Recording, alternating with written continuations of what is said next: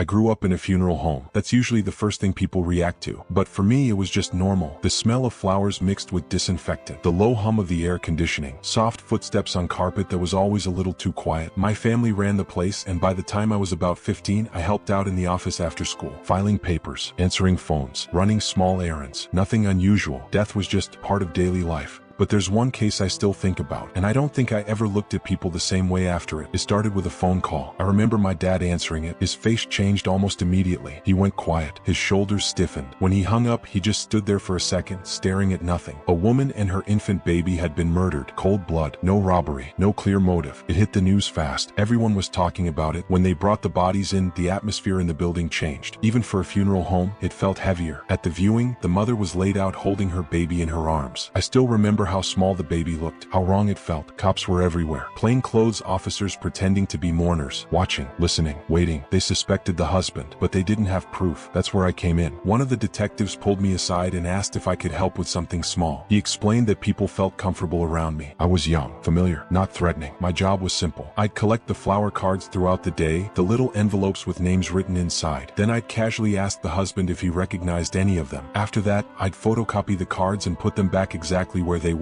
It felt strange, but I didn't question it. I was 15. I trusted adults. And honestly, I felt like I was helping. I talked to the husband a lot. He was always there, sitting quietly, sometimes staring at the floor, sometimes at his wife and child. He looked destroyed. His hands shook when he spoke. His eyes were red and hollow, like he hadn't slept in days. Sometimes he'd thank me for helping. Sometimes he'd ask my name again like he kept forgetting. I remember thinking how unfair it was, how cruel the world could be. Standing that close to him, I never felt fear, only pity. A few days into the viewing, the cops told us something quietly. They had a witness, a 3-year-old girl. She had been in the house on the day of the murders. She saw a man leaving. At first, no one believed it would matter. She was too young. Memories fade. Stories get confused. But she kept saying the same thing. She recognized him. It wasn't the husband. It was his best friend. That changed everything. The friend had been around the funeral home too, helping, consoling, standing right beside the husband. I had spoken to him as well. Normal guy, friendly, soft-spoken. Nothing about him felt dangerous, and that's what still messes with me. The truth came out slowly, painfully. The husband and his best friend had made a pact. They were both having affairs with their secretaries. They wanted new lives, clean breaks, so they decided to kill each other's families and disappear. They thought it would be perfect. No motive, no connection, except the little girl. She saw him, and she never changed her story. Eventually, one of them cracked. I don't know who spoke first. I just know they both went to prison. Multiple life sentences, all because a 3-year-old told the truth. I found out after everything was over, after the cops stopped coming, after the news crews left. I remember sitting alone in the office, staring at the copier, the same one I used for the flower cards, thinking about how many times that man stood next to me, spoke to me, thanked me. I had looked him in the eyes, and I had no clue. That's the part that still stays with me. Not the murders, not the courtroom, not even the betrayal. It's the realization that monsters don't always look like monsters. Sometimes they look like grieving husbands, or loyal friends, or just normal people standing quietly beside you. I was 15 years old when I learned that, and I don't think I ever looked at life the same way again. Because even now, when someone smiles at me, a small part of my brain wonders what they're hiding.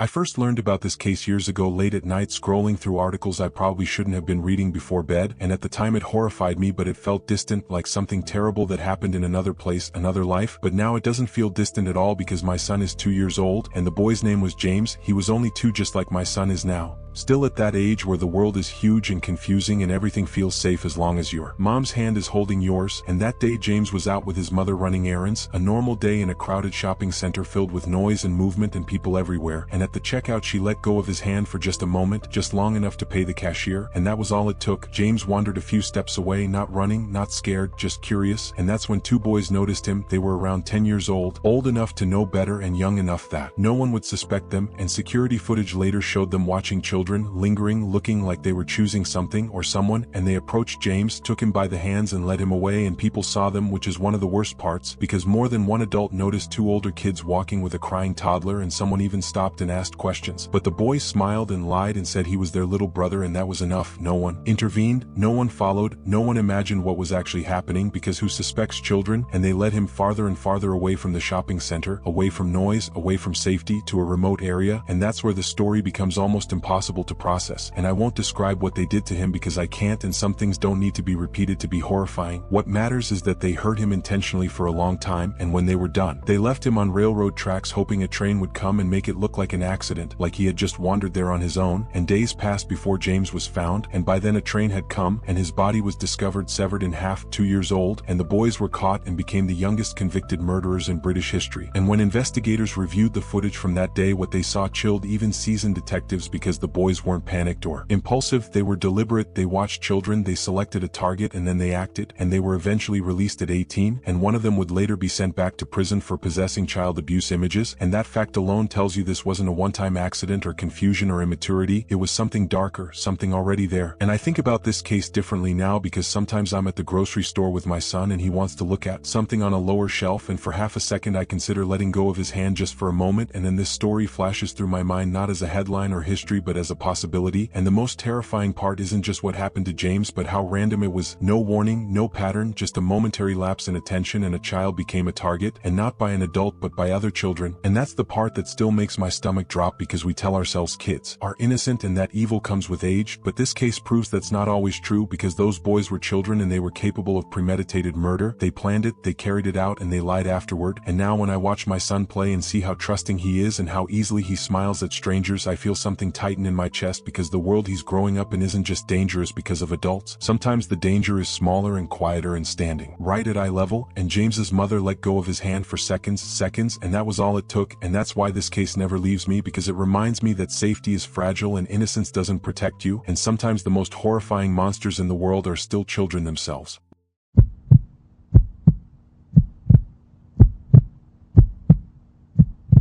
I only served a short stint as a firefighter, but there are calls that stay with you forever. This was one of them. It was early morning, barely 30 minutes into my shift. The sun was just starting to come up, that dull gray light where everything feels half awake. Coffee still warm in the station. Radio's quiet. Then the call came in.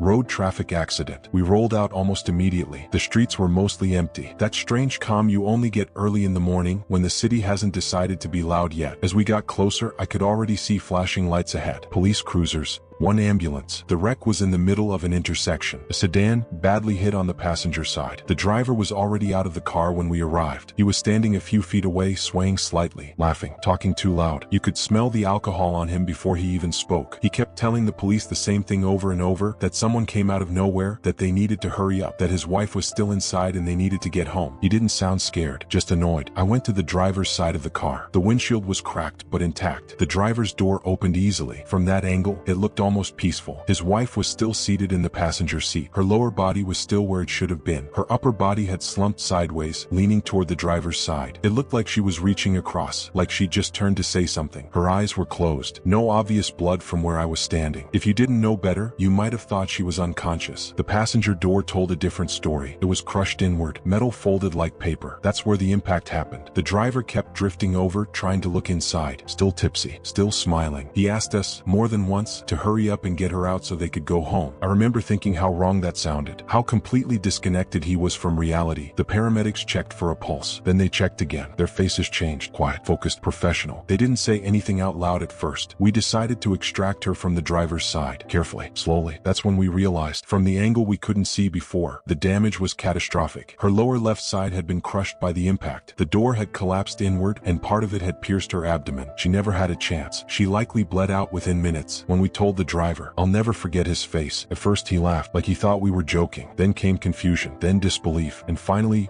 realization. You could almost see it hit him all at once. He sobered up instantly. No slurring, no laughing, just a raw animal panic. He ran to the driver's side of the car and tried to pull her out. We shouted for him to stop. He didn't listen. He grabbed her shoulders and pulled. It made things worse. We had to physically drag him back. He screamed. Not words, just noise. Then he ran to the passenger side and started trying to pry the crushed door open with his hands. Bare hands. Like strength alone could undo what had already happened. Police restrained him. He fought them. Cried. Beck. At that point, our job was done. There was nothing more we could do. We left the scene and let the police handle the aftermath. That afternoon I saw it on the news. Same intersection, same wreck, different perspective. They mentioned alcohol. They mentioned a red light. They didn't mention the way he laughed while his wife was already gone. They didn't mention the moment reality finally caught up with him. What haunts me isn't just the accident. It's how fast everything changed. 30 minutes into a shift, one bad decision, one red light ignored, and a man even went from joking with police to trying to tear open a car with his bare hands. I still think about her sometimes. The way she looked like she was just reaching over, like she was about to say something. And I think about him. How sobriety didn't come from time, but from loss. People talk about instant karma, but this wasn't that. This was slower, crueler, because he survived. And he had to understand exactly why she didn't. That's the part that stays with me. Some people die instantly. Others are left behind to live with the moment it finally makes sense. And once it does, there's no going back.